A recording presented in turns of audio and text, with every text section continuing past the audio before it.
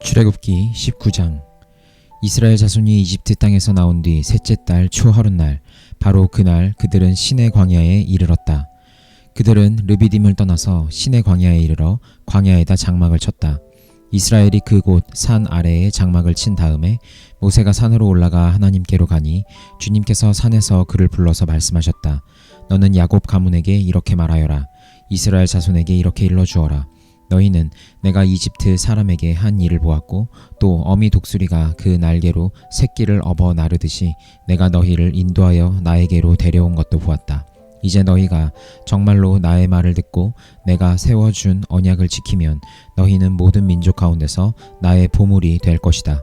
온 세상이 다 나의 것이다.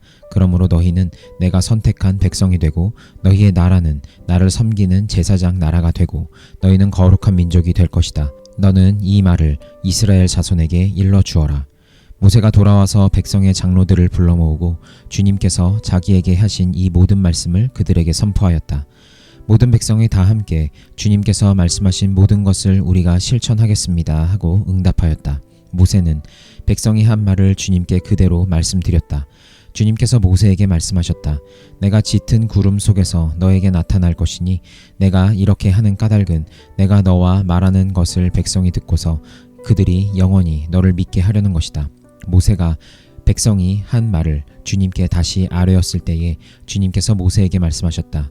너는 백성에게로 가서 오늘과 내일 이틀 동안 그들을 성결하게 하여라. 그들이 옷을 빨아입고서 셋째 날을 맞이할 준비를 하게 하여라. 바로 이 셋째 날에 나 주가 온 백성이 보는 가운데서 시내산에 내려가겠다. 그러므로 너는 산 주위로 경계선을 정해주어 백성이 접근하지 못하게 하고 백성에게는 산에 오르지도 말고 가까이 오지도 말라고 경고하여라. 산에 들어서면 누구든지 죽음을 면하지 못할 것이다. 그러한 사람은 아무도 손을 대지 말고 반드시 돌로 치거나 활을 쏘아서 죽여야 한다. 짐승이든지 사람이든지 아무도 살아남지 못할 것이라고 일러라. 그러나 산양 뿔라팔 소리가 길게 울릴 때에는 백성이 산으로 올라오게 하여라. 모세는 산에서 백성에게로 내려갔다. 그는 백성을 성결하게 하고 백성은 자기들의 옷을 빨아입었다. 그는 백성에게 셋째 날을 맞을 준비를 하고 남자들은 여자를 가까이 하지 말라고 당부하였다. 마침내 셋째 날 아침이 되었다. 번개가 치고 천둥소리가 나며 짙은 구름이 산을 덮는 가운데 산양 뿔라팔 소리가 우렁차게 울려 퍼지자 진에 있는 모든 백성이 두려워서 떨었다. 모세는 백성이 하나님을 만날 수 있도록 진으로부터 그들을 데리고 나와서 산 기슭에 세웠다. 그때 시내산에는 주님께서 불 가운데서 그 곳으로 내려오셨으므로 온통 연기가 자욱했는데 마치 가마에서 나오는 것처럼 연기가 솟아오르고 온 산이 크게 진동하였다. 나팔 소리가 점점 더 크게 울려 퍼지는 가운데 모세가 하나님께 말씀을 아뢰니 하나님이 음성으로 그에게 대답하였다. 주님께서 시내산 곧 그 산 꼭대기로 내려오셔서 모세를 그 산 꼭대기로 부르시니 모세가 올라갔다. 주님께서 모세에게 말씀하셨다. 너는 내려가서 백성에게 나 주를 보려고 경계선을 넘어 들어오다가 많은 사람이 죽는 일이 없도록 하라고 단단히 일러두어라. 나 주에게 가까이 오는 제사장도 자신을 성결하게 하여야 한다. 그렇게 하지 않으면 나 주가 그들도 쳐서 죽일 것이다. 모세가 주님께 대답하였다. 주님께서 우리들에게 산의 경계선을 정하여 그것을 거룩하게 구별하라고 경고하시는 명을 내리셨으므로 이 백성은 시내산으로 올라올 수 없습니다. 주님께서 그에게 말씀하셨다. 너는 어서 내려가서 아론을 데리고 올라오너라. 그러나 제사장들과 백성은 나에게 올라오려고 경계선을 넘어서는 안 된다. 그들이 경계선을 넘으면 나 주가 그들을 쳐서 죽일 것이다. 모세가 백성에게 내려가서 그대로 전하였다. 누가복음 22장. 유월절이라고 하는 무교절이 다가왔다. 그런데 대제사장들과 율법학자들은 예수를 없애버릴 방책을 찾고 있었다. 그들은 백성을 두려워하였다. 12 가운데 하나인 가룟이라는 유다에게 사탄이 들어갔다. 유다는 떠나가서 대제사장들과 성전 경비대장들과 더불어 어떻게 예수를 그들에게 넘겨줄지를 의논하였다. 그래서 그들은 기뻐하여 그에게 돈을 주겠다고 약조하였다. 유다는 동의하고 무리가 없을 때에 예수를 그들에게 넘겨주려고 기회를 노리고 있었다. 유월절 양을 잡아야 하는 무교절 날이 왔다. 예수께서 베드로와 요한을 보내시며 말씀하셨다. 가서 우리가 먹을 수 있게 유월절을 준비하여라. 그들이 예수께 말하였다. 어디에다 준비하기를 바라십니까? 예수께서 대답하셨다. 너희가 성 안으로 들어가면 물 한 동이를 메고 오는 사람을 만날 것이니 그가 들어가는 집으로 따라가거라. 그리고 그 집 주인에게 말하기를 선생님께서 당신에게 말씀하시기를 내가 내 제자들과 함께 유월절 음식을 먹을 그 방이 어디에 있느냐고 하십니다 하여라. 그러면 그 사람은 자리를 깔아놓은 큰 다락방을 너희에게 보여줄 것이니 너희는 거기에다 준비를 하여라. 그들이 가서 보니 예수께서 말씀하신 그대로였다. 그리하여 그들은 유월절을 준비하였다. 시간이 되어서 예수께서 자리에 앉으시니 사도들도 그와 함께 앉았다. 예수께서 그들에게 말씀하셨다. 내가 고난을 당하기 전에 너희와 함께 이 유월절 음식을 먹기를 참으로 간절히 바랐다. 내가 너희에게 말한다. 유월절이 하나님의 나라에서 이루어질 때까지 나는 다시는 유월절 음식을 먹지 않을 것이다. 그리고 잔을 받아서 감사를 드리신 다음에 말씀하셨다. 이것을 받아서 함께 나누어 마셔라. 내가 너희에게 말한다. 나는 이제부터 하나님의 나라가 올 때까지 포도나무 열매에서 난 것을 절대로 마시지 않을 것이다. 예수께서는 또 빵을 들어서 감사를 드리신 다음에 떼어서 그들에게 주시고 말씀하셨다. 이것은 너희를 위하여 주는 내 몸이다. 이것을 행하여 나를 기억하여라. 그리고 저녁을 먹은 뒤에 잔을 그와 같이 하시고서 말씀하셨다. 이 잔은 너희를 위하여 흘리는 내 피로 세우는 새 언약이다. 그러나 보아라, 나를 넘겨줄 사람의 손이 나와 함께 상 위에 있다. 인자는 하나님께서 정하신 대로 가지만 인자를 넘겨주는 그 사람에게는 화가 있다. 그들은 자기들 가운데 이런 일을 할 사람이 누구일까 하고 자기들끼리 서로 물었다. 제자들 가운데서 누구를 가장 큰 사람으로 칠 것이냐는 물음을 놓고 그들 사이에 말다툼이 벌어졌다. 예수께서 그들에게 말씀하셨다. 뭇 민족들의 왕들은 백성들 위에 군림한다. 그리고 백성들에게 권세를 부리는 자들은 은인으로 행세한다. 그러나 너희는 그렇지 않다. 너희 가운데서 가장 큰 사람은 가장 어린 사람과 같이 되어야 하고 또 다스리는 사람은 섬기는 사람과 같이 되어야 한다. 누가 더 높으냐? 밥상에 앉은 사람이냐? 시중 드는 사람이냐? 밥상에 앉은 사람이 아니냐? 그러나 나는 섬기는 사람으로 너희 가운데 있다. 너희는 내가 시련을 겪는 동안에 나와 함께 한 사람들이다. 내 아버지께서 내게 왕권을 주신 것과 같이 나도 너희에게 왕권을 준다. 그리하여 너희가 내 나라에 들어와서 내 밥상에서 먹고 마시게 하고 옥좌에 앉아서 이스라엘의 12지파를 심판하게 하겠다. 시몬아, 시몬아, 보아라. 사탄이 밀처럼 너희를 체질하려고 너희를 소나기에 넣기를 요구하였다. 그러나 나는 내 믿음이 꺾이지 않도록 너를 위하여 기도하였다. 내가 다시 돌아올 때에는 내 형제를 굳세게 하여라. 베드로가 예수께 말하였다. 주님, 나는 감옥에도 죽는 자리에도 주님과 함께 갈 각오가 되어 있습니다. 그러나 예수께서 말씀하셨다. 베드로야, 내가 네게 말한다. 오늘 닭이 울기 전에 내가 3번 나를 모른다고 할 것이다. 예수께서 제자들에게 말씀하셨다. 내가 너희를 돈 주머니와 자루와 신발이 없이 내보냈을 때에 너희에게 부족한 것이 있더냐? 그들이 대답하였다. 없었습니다. 예수께서 그들에게 말씀하셨다. 이제는 돈주머니가 있는 사람은 그것을 챙겨라. 또 자루도 그렇게 하여라.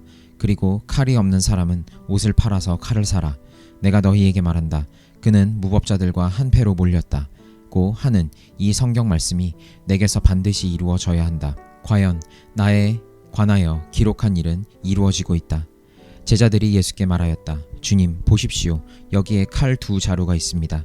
예수께서 그들에게 말씀하시기를 넉넉하다 하셨다. 예수께서 나가시어 늘 하시던 대로 올리브 산으로 가시니 제자들도 그를 따라갔다. 그곳에 이르러서 예수께서 제자들에게 말씀하시기를 시험에 빠지지 않도록 기도하여라 하신 뒤에 그들과 헤어져서 돌을 던져서 닿을 만한 거리에 가서 무릎을 꿇고 이렇게 기도하셨다. 아버지, 만일 아버지의 뜻이면 내게서 이 잔을 거두어 주십시오. 그러나 내 뜻대로 되게 하지 마시고 아버지의 뜻대로 되게 하여 주십시오. 그때 천사가 하늘로부터 그에게서 나타나서 힘을 북돋우어 드렸다. 예수께서 고뇌에 차서 더욱 간절히 기도하시니 땀이 핏방울같이 되어서 땅에 떨어졌다.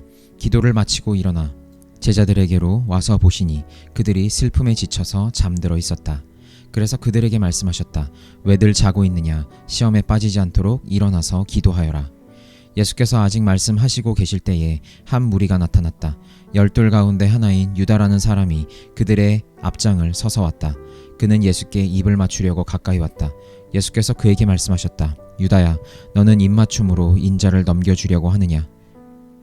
예수의 둘레에 있는 사람들이 사태를 보고서 말하였다. 주님, 우리가 칼을 쓸까요? 그 가운데 한 사람이 대제사장의 종의 오른쪽 귀를 쳐서 떨어뜨렸다. 예수께서 말씀하시기를 그만해 두어라 하시고 그 사람의 귀를 만져서 고쳐주셨다. 그런 다음에 자기를 잡으러 온 대제사장들과 성전 경비대장들과 장로들에게 말씀하셨다. 너희가 강도를 잡듯이 칼과 몽둥이를 들고 나왔느냐? 내가 날마다 성전에서 너희와 함께 있었으나 너희는 내게 손을 대지 않았다. 그러나 지금은 너희의 때요 어둠의 권세가 판을 치는 때다. 그들은 예수를 붙잡아서 끌고 대제사장의 집으로 데리고 갔다. 그런데 베드로는 멀찍이 떨어져서 뒤따라갔다. 사람들이 뜰 한가운데 불을 피워놓고 둘러앉아 있는데 베드로도 그들 가운데 끼어 앉아 있었다. 그때 한 하녀가 베드로가 불빛을 안고 앉아 있는 것을 보고 그를 빤히 노려보고 말하였다. 이 사람도 그와 함께 있었어요. 그러나 베드로는 그것을 부인하여 이렇게 말하였다. 여보시오, 나는 그를 모르오. 조금 뒤에 다른 사람이 베드로를 보고서 말하였다. 당신도 그들과 한패요. 그러나 베드로는 이 사람아, 나는 아니란 말이요 하고 말하였다. 그리고 1시간쯤 지났을 때에 또 다른 사람이 강경하게 주장하였다. 틀림없이 이 사람도 그와 함께 있었소. 이 사람은 갈릴리 사람이니까요. 그러나 베드로는 이렇게 말하였다. 여보시오, 나는 당신이 무슨 소리를 하는지 모르겠소. 베드로가 아직 말을 채 끝내기도 전에 곧 닭이 울었다. 주님께서 돌아서서 베드로를 똑바로 보셨다. 베드로는 주님께서 자기에게 오늘 닭이 울기 전에 내가 3번 나를 모른다고 할 것이다 하신 그 말씀이 생각났다. 그리하여 그는 바깥으로 나가서 비통하게 울었다. 예수를 지키는 사람들이 예수를 때리면서 모욕하였다. 또 그들은 예수의 눈을 가리고 말하였다. 너를 때린 사람이 누구인지 알아맞추어 보아라. 그들은 그 밖에도 온갖 말로 모욕하면서 예수에게 욕설을 퍼부었다. 날이 밝으니 백성의 장로회 곧 대제사장들과 율법학자들이 모여서 예수를 그들의 공의회로 끌고 가서 이렇게 말하였다. 그대가 그리스도이면 그렇다고 우리에게 말해주시오. 예수께서 그들에게 말씀하셨다. 내가 그렇다고 여러분에게 말하더라도 여러분은 믿지 않을 것이오. 내가 물어보아도 여러분은 대답하지 않을 것이오. 그러나 이제부터 인자는 전능하신 하나님의 오른쪽에 앉게 될 것이오. 그러자 모두가 말하였다.